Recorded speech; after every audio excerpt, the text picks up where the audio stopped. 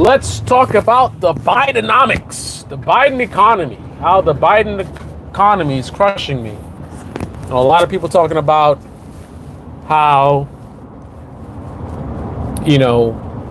Biden has been horrible. People are struggling. Things are just an absolute mess, right? That's the rhetoric. Trump, a lot of times, rather than focus on what he's going to do and how he's going to do it, likes to focus on, just look at my record. Look at my record. Things were great under me. The economy was great under me. Gas was cheap under me, right? Well, the reality is that I am being crushed right now. And I think that is of special significance because I have a lot of resources compared to the average person. So if things are this difficult for me, I can't imagine what it's like for other people who can't do the kind of things that I can do. And we'll get into that in more detail. But first of all, let's clarify. A very simplistic way of thinking that a lot of American partisans have is, things that are good that occur under your guy or gal, it's because of them. It's their great leadership and blah, blah, blah. And anything bad that happens under the other guy, it's their fault, right? So anything bad happening now, since Biden is president, it's like, it's Biden's fault. Well, even though Biden is president, and I am being crushed and have been crushed, I can't find a direct line to Biden in terms of something that he did that's causing that. And that's because I think a little bit deeper than many others do, right? If I have surface level thinking, then I just say, things are tough. Biden's president, it's his fault. Yeah, right? But I think a little bit deeper than that, and I recognize that the things that are crushing me are not Biden's fault. However, some of the things that crush me have to do with progressive policies, right? So there is some blame for the Democrats, but it's not Biden. It's not something Biden did. It's not something that Kamala Harris did, right? So rather than, again, be super simplistic and just, Biden's fault, let's actually look at what the problems are and who is the cause of those problems. So, as my subscribers know, I bought a house a couple years ago, a multifamily house. I had 2 squatters in there that weren't paying rent. And progressive policies, which this is classic progressive policies that, they are meant to address serious issues, right, that are very important, that can help a lot of working class people, right? That's the idea. And properly executed, they can help and be very helpful. And some of them are helpful and do help, right? However, a lot of the stuff is done in a very sort of sloppy way. There's a lot of focus on just, we got to help the poor, we got to help housing, and people are struggling. And then there's a policy that sounds good, right? But is it good? And what are the problems? The only people that are talking about the problems are bad faith actors on the right. This is typical of progressive policies. They don't get adequate criticism from the left. So the only people talking about issues with the policies are lying, they're being bad faith, they're manipulating. So the perception is that these policies are just garbage, right? In terms of people who aren't in the left-wing bubble. In the left-wing bubble, they're awesome, and yes, we got to push for this, and Biden and Democrats need to pass this thing, and it's going to help us with housing, and it's going to do so many great things. All you're hearing is how great it is and how positive it is in your echo chamber, right? And any criticism that gets to you, it's bad faith actors on the right. So this is another problem with how dangerous and damaging that dishonest right-wing media is, because folks in the left, it's helping to blind them in terms of supporting policies that are bad. Because again, if the only people criticizing the policies are bad faith actors, then it's easy to just dismiss all criticism as being right-wing or whatever, right?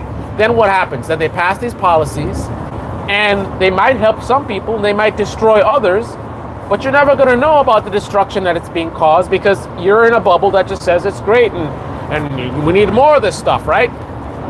But the people who get destroyed, they become vulnerable to right-wing rhetoric, right? Somebody like me who's not politically involved and doesn't know about how politics works, I would be an easy target, right? You come to me, I've been crushed by progressive policies, right? And you say to me, you know, you got to vote Republican, man. They'll support you. They're about businesses and whatever, right? And next thing you know, I'm like, you know what? Yeah, man. Because everyone on the left, I see pushing something that I see doesn't make any sense. It's hurting me. And then I can't talk to them, right? They're so in this echo chamber. They won't want to talk to me, like how I've been blacklisted. Everyone in the left-wing media I've tried to engage with, they don't want to talk.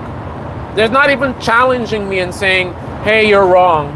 Just total, don't want to talk about it. They only want to talk to dishonest right-wingers or left-wing folks who are in their echo chamber. But somebody like me who has a good faith critique, they don't want to talk to me, right? So if you're a left-winger, you're not going to know the problems of the policies that you promote. Policies that could help and have good ideas behind them, but there's problems. And again, if no one serious is pointing out these problems, that's an issue, right? So the issue, without getting into the whole long story that I ran into, is some policies created during the pandemic to help people from not being evicted opened up the door to fraud, right? So bad faith actors who just didn't want to pay rent, right, or out of spite or whatever the reason is, they created some mechanism that made it very easy for them to use certain policies to screw over their landlords, right, with little to no consequences or risk to them, right? They created a loophole that made it able for people to operate above the law. I had people in my house that were above the law.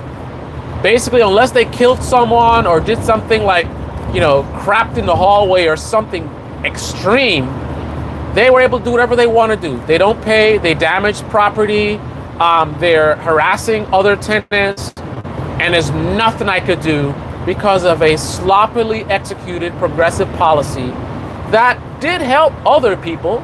They were good people that needed a little help, and the policy did help them, right? And of course, left-wing media would focus on that, right? But then you never hear about people like myself, you know, who are trying to do the right thing, right? Trying to take care of my tenants, trying to do the right thing and create something positive, right? But I totally got abandoned, totally neglected. And what was the result? I worked for years and years to build up my credit. I made some bad decisions financially in the past, and I worked for it's been over a decade, cleaning up my credit, getting stuff off my credit record. I, for the first time in my life, was actually approaching 700 credit score. I was so proud of myself. I paid off so much debt. I made the sacrifice and paid off so much debt. And it's so hard to just thousands of dollars to just be getting out of your account to pay off debt. Like, I'm not actually getting something for it. I'm not buying something. I am just repairing my credit.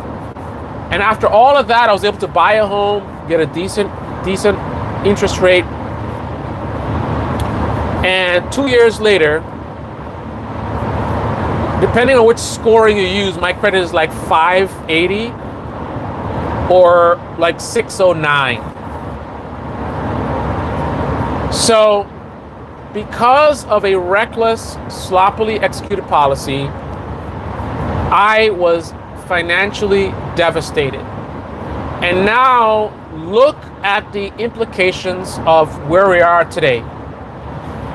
I would not qualify for apartments that my tenants would. In fact, if I needed to find an apartment, I would have a very difficult time finding an apartment. I'd have a very difficult time having somebody rent to me because of my credit score, right?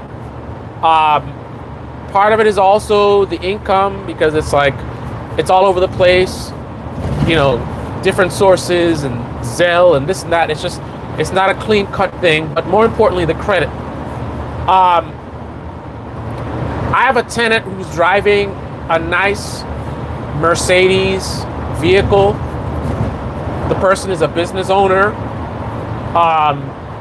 And like right now, what I'm driving here, this is something that I got, which, you know, I bought it when it was 13, 14 years old. It's not a luxury vehicle. This is a Ford, right? It had obviously been in an accident and it appears to it. And then my transmission died 2 weeks after I bought it. So not an ideal scenario. Meanwhile, my tenant has a really nice Mercedes vehicle. I have other tenants also who have nicer vehicles. And I'm sure most of my tenants have better credit than me. They have better buying power. They can get loans that I can't get. So I'm the homeowner, right? And although it's not all negative, obviously there is part of my financial profile that is better than my tenants, right? I do have equity in the home. So in theory, if I sell the home, in theory, I could, you know, make a little bit of money there, even though I've only had it for a short period of time. It has appreciated, but that's all theoretical, right? The idea of like, I need some money, so I'm going to go sell my house. I mean, that's not a thing, right? You got to be real destitute to do something like that. So although it's a real thing and it's there, and hopefully if things don't go too crazy in retirement, I would have built up substantial equity where it would have a tremendous value, and I can sell the home and use it to buy something else and not have a mortgage. And, you know, there's a lot of advantages to that. But in this moment, that equity is theoretical. I can't even qualify for a home equity loan because of my credit, right? That's what they talk about. Oh, you're a homeowner, you know, you got equity, you could just go get this big $50,000 loan against your house. I can't even get a home equity. The only way I can tap into my equities, I have to sell my home. After all the sacrifice I put in, I'd have to walk away from it. I don't think so. But still, that is something that is a plus in my profile versus my tenant, you know, who don't own property. But more specifically, what I wanted to talk about is my car buying experience. And I want to point out how difficult it is for someone like me. And I want to point out, one second.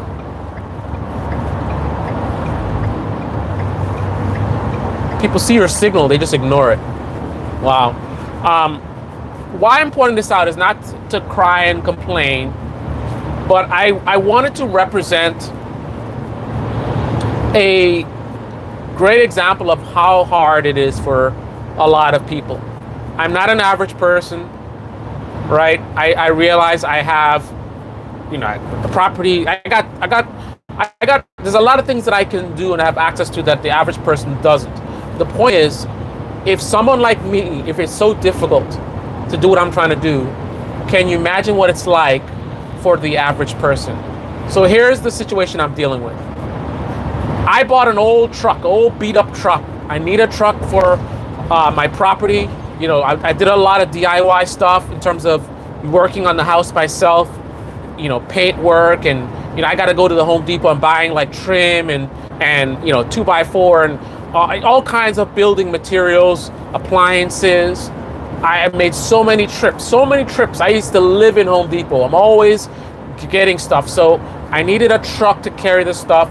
I got a driveway that's steep and slippery. I need 4x4. So, but I was dealing with the tenants situation. So didn't have a lot of money, didn't have a lot of borrowing power. So I bought a truck cash, right? So that alone. So let's go back to then when I was in a better situation financially. Being able to, for me to even buy that piece of junk truck cash, a lot of people can't do it. The truck cost me $3,000. Many people don't have $3,000 cash to buy an old rust bucket like I did. So even at that level, it's already something that a lot of people can't even do that much. So what if I were in a lower status? What would I do? I need a truck for my business, right? If I can't get a loan and I can't buy it outright, I mean, $3,000 got me something with 4 check engine lights, all kinds of issues, right? So what would I do? Would I buy a $2,000 truck that's in worse condition? I don't know what a person like that would do. So the price of cars and trucks is a real problem for a lot of Americans, right? In that same scenario as what would somebody else do, right? Now, let's fast forward to now. I am now at a point where I'm ready to move on. I have all my stuff in order. I got all my tenants. Cash flow is good. I'm just backwards because I got a lot of debt because of what I've been through, all the loans and maxing out my credit cards. So I have that burden. But in terms of what's coming in every month, and the mortgage, things are nice now. So I wanted to finally get something normal. So I need a truck, 4x4, but something decent, not a new truck, because it's so expensive. I thought about leasing. I can't lease. $60,000 for a base model truck. You're talking about $700 a month, $800 a month. I ain't paying that, man. Even with the 100% write-off that I can do, no way. I cannot touch a new truck lease. Definitely can't do buying a new truck. So I gotta buy old trucks, right? Not as old as the last one, but 2014, 2015, 2016, that's what I need to look at. $1,000 cash. I could just go and buy a truck cash. No loan, right? Who has that? Who has the ability to do something like that, right? So that is something that is tremendous compared to how a lot of people are with it. They don't have any savings, right? Their incomes are very low, income to debt, not looking good. But if even having $18,000, I could spend that money right now, I'm still struggling. Can you imagine what it's like for people who only have $2,000, right? Or even less. So what's my problem? Why is it so difficult? First of all, buying a truck cash like that would be very bad decision. Why? My borrowing power is very limited right now. If I have a roof, something happens to my roof or my house, the hot water heater dies, and I can't get a loan, I can't put it on my credit card, and I don't have the cash because I put all my cash in the truck, I got a big problem. I cannot spend that kind of cash on a truck, right? So that means I need to do financing. Can't do leasing, right? Leasing a new truck, out of the question. Stuff is too expensive. 60 grand for a base model truck, not gonna happen, right? So that puts me in the range of, I would say, best case scenario, $13,000 truck to more likely $19,000, $20,000 for a truck, not including taxes and fees, right? Incredibly difficult. I have been trying for the last couple weeks. Incredibly difficult. First of all, I can't find the trucks in the range that I need. I need a 15,000, 16,000, 17,000. I can't find vehicles in that range. You could do private party, and I'm thinking about that. That might be the way to go. But if you're trying to do financing, incredibly difficult right now. If you find a good condition truck for $17,000, $16,000, it's not going to last very long. It's going to be gone before you can buy it, right? That aside, because of my bad credit, I'm limited to who will lend me money. And everybody's got rules. It's got to be 2015 or newer. Another one says 5 years or newer, 5 years old or newer. So I can't use them. How am I going to do that? 5 years or newer, the price is going to be way out of my budget. So I got to use the other guys. But then I found a truck. It was 2014. It's got to be 2015. 1 year off, too bad. 120,000 miles or less. A lot of these big trucks can do 300,000 miles, no problem. A Toyota Tundra, an F-150, even the Dodge Rams, the Chevy Silverados. A lot of these trucks can do a lot of miles and be okay. So 130,000, 140,000 is not a lot, but the lenders say 120 or lower, which pushes me into having to buy a truck that's more expensive than it needs to be. And it's difficult, man. I found a truck that was the right year, the right whatever, full with rust all over the bottom of it. The other day I found a nice truck. It was heavy duty. I'm like, great, I can carry more topsoil, carry more gravel. And it was $12,000. That was a perfect budget. My payments were going to be so low. I paid a guy $100 to inspect it. Hard pass. Check engine lights. The passenger door was all bent up. The exhaust was all cut up. There was oil in the footwell. I mean, it was just disaster. And I'm so frustrated right now. And again, I could pay cash $19,000 and buy a truck right now. That would be foolish, but I have the means to do it. If having all that cash is still making it so difficult to buy a 10-year-old truck, how is the average person, surviving right now with this current economy? Right? What are they doing? How is it working for them? I hope that wasn't my exit that I just missed. 1 second, actually. Oh man, that was my exit. Anyway, and by the way, even with all those factors considered, this is how it would have to work for me to get an $18,000 truck, that's about average of what it's going to cost me. That's with $5,000 down, because I only qualify for 15% interest. 15% interest. So that's one of the big problems. Because of my credit, even the old truck becomes expensive. I've seen 20% interest. So I could buy an old truck, $600 a month payments with 20% interest. And also the terms. Some of them are limiting me to 48 months. One was like 2 years. So the guy with 2 years, it was a $12,000 truck. It was going to be $400 a month for an old truck, beat up, rusted out, right? So even with $5,000 down, which the average person probably doesn't have $5,000 down, even with that amount of money put down, I'm barely pulling it off. $360 a month, $370 a month. I would like it to be lower than that. That's why really a $13,000, $14,000 truck is ideal. But if you find a good truck like that, it's not gonna last, right? Something's wrong with it otherwise. Rust bucket, something. I had one dealer, I wanted to have it inspected and he freaked out. He was like, no.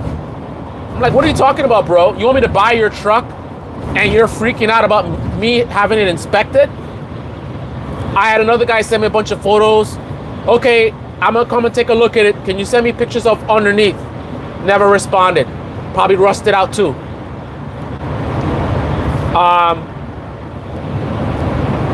So gas prices are high, grocery prices are high, vehicle prices are high. It's really, really difficult for a lot of people. Because again, if it's this difficult for me, I can't imagine. I can't even fathom what it would be like to have bad credit because you've been going through financial situation, trying to buy a truck now with $1,000 down. I mean, I know what the answer is. The answer is what I did already. You buy a piece of crap rust bucket for $3,000 and pray your transmission doesn't die on you or the engine doesn't die on you, and you got a $3,000 bill, which basically totals the truck. And how are you going to buy a new one? You barely afforded to buy the old one, right? So a lot of people are really hurting right now, right? What I'm going through is nothing. I see you, Andrew. Try not to crash. What I'm dealing with is nothing. It's frustrating enough. That's the thing. It's. Listen, man. I'm at the point now where I started thinking crazy. I'm thinking like, should I just buy a truck, pay $15,000 cash? I mean, that's craziness to do that. Just $15,000 cash, get me something nice and be done with it. I even thought of exceeding my budget and getting a $400 a month thing. I mean, I said $360 a month. I don't want to go higher than that, right? I mean, right now I'm paying $4 something on this right now. This van, because I bought this, all the stuff, this is not how I get down. When I buy vehicles, I pay off the loans in 2 years, right? My payments are high at $350. That's how I get down.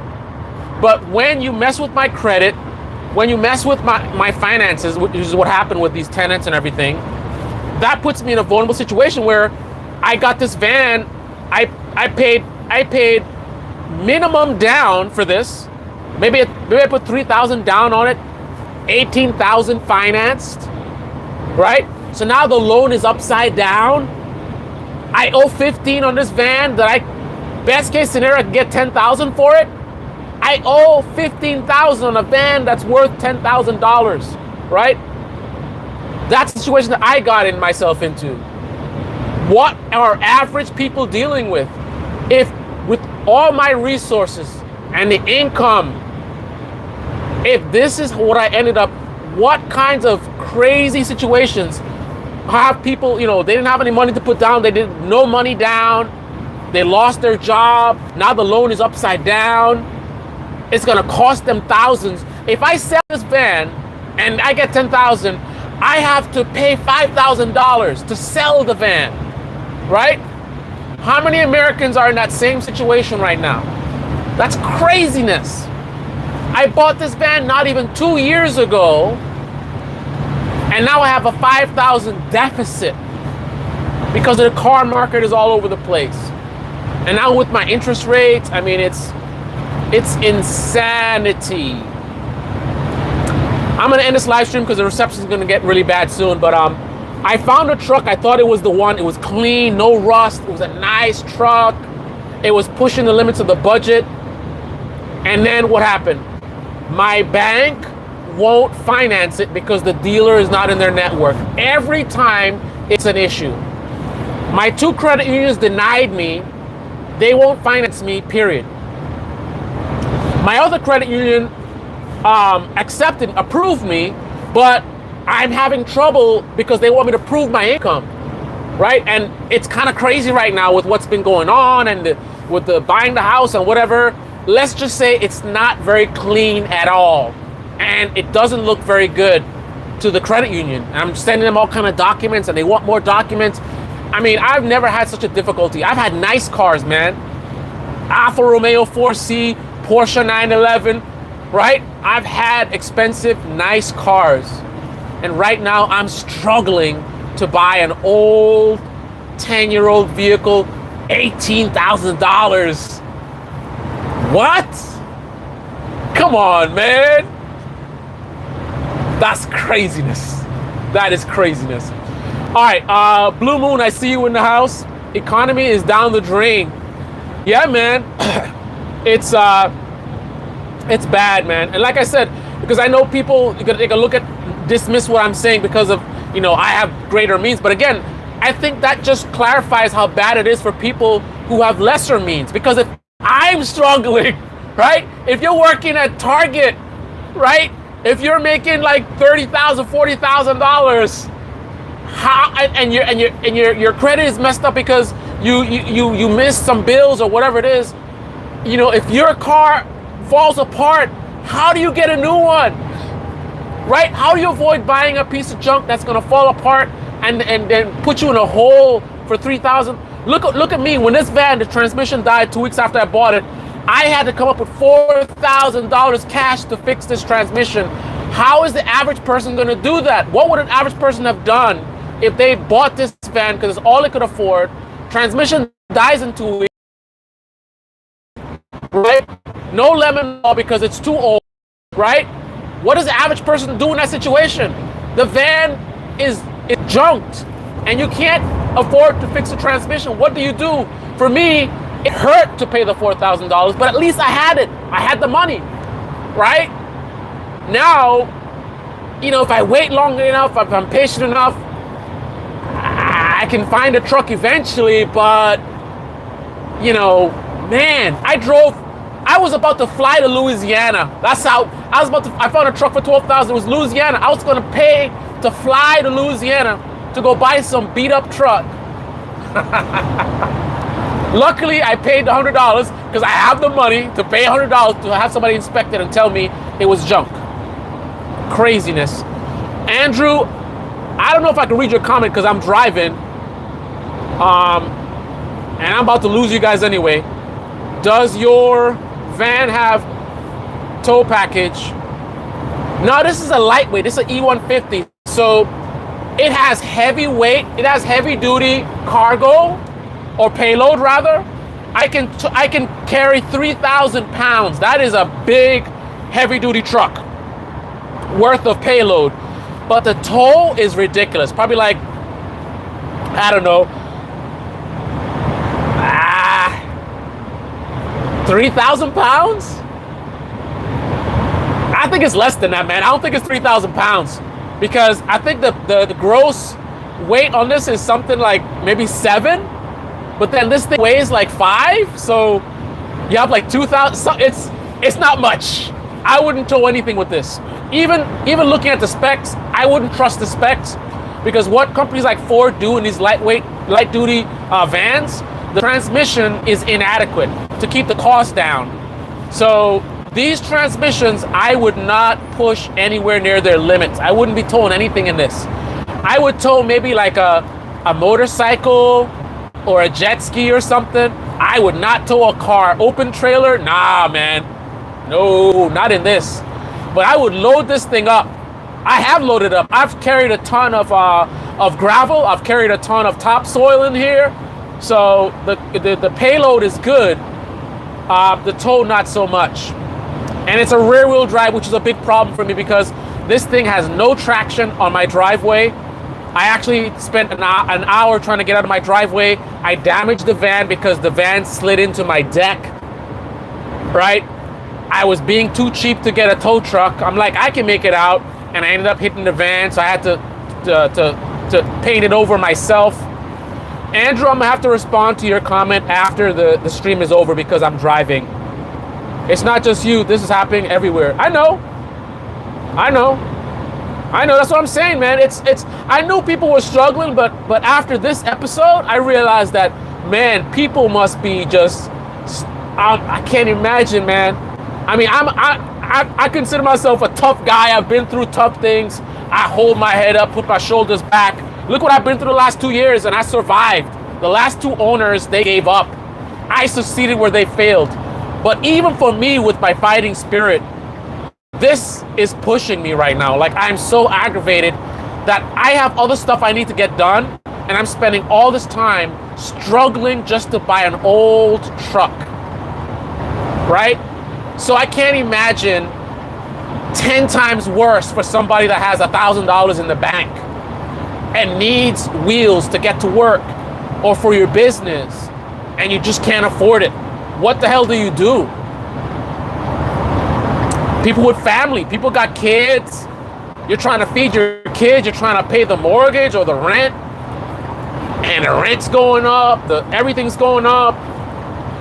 So they try to label this as a Biden economy thing when I'm not saying he doesn't have any blame, but a lot of time when they talk about Biden economy, it's not even things that Biden is doing.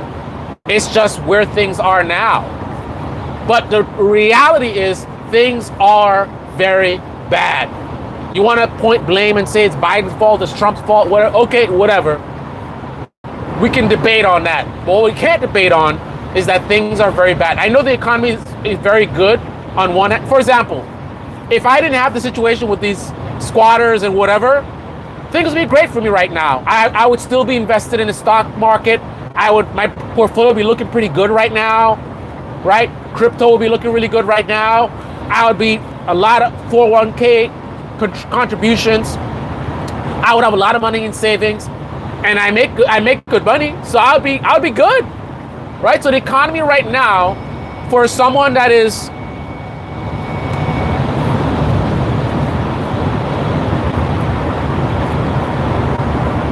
Oh, okay. I was like, what's that beep? Because I had the signal on for too long. I thought something's about to break. I'm talking about all this economic stuff and then my van breaks. But I think I had the signal on too long and it warns you that you have it on too long. But anyway, yeah, so if not for what I've been through the last 2 years, the economy would be perfect for me right now. I would be good, vacation, whatever. Right? So people that are upper middle class and higher, even with the high fuel prices and the interest rates or whatever, the economy is actually really good. The problem is, for everybody else, you've been left behind. Whether you're a high income person like myself whose credit is destroyed, or you're a middle income or lower person who doesn't have savings, right? Maybe you have good credit but you don't have savings. Maybe you don't have savings and your credit is bad because, again, you're on the lower end of the economic scale. It's bad, right? The fact that the stock market is great, not really helping you much, right? The fact that inflation is going down, how is that helping you buy a new vehicle? Your vehicle broke down, you're having trouble qualifying, you don't have the down payment, right? You can't afford the prices. Okay, inflation is going down, okay. Right? Salaries need to go up, right? The salaries need to go up more than they have. They went up, but they need to go up more than that for people who are poor and middle class, right? The lower middle class, middle class. I would say if you're making, now I can't say income because it really depends on your finances, right? Your debt, right? What your cost of living is. It's not an income thing. I can't say you need to make $100,000 or more. No, man. Somebody making 60 grand a year could be living really nice right now, depending on their situation, right? If you are really, you save a lot, you're really cost conscious, you don't have a lot of debt, right? You're not buying all the latest whatever. You could actually do good in this economy at that money. So it's not about a specific income. It's a balance of cost of living and income, right? And your unique financial situation. Anyway, guys, I'm going to end this live stream. Thanks for listening. This is the Debate Me channel. Debate Me in the comment section below. Click on the like button, subscribe, smash that bell. Be well. And I'm hungry. I haven't had anything to eat. And talking like this so loud is like not a good thing. You know when you're hungry and then you're like talking loud, like you need to be like relaxing. So I need to get off this live stream. Thanks for listening. Click on the like button, guys. Come on. What does a guy have to do to get some likes up in here? Up in here? Up in here.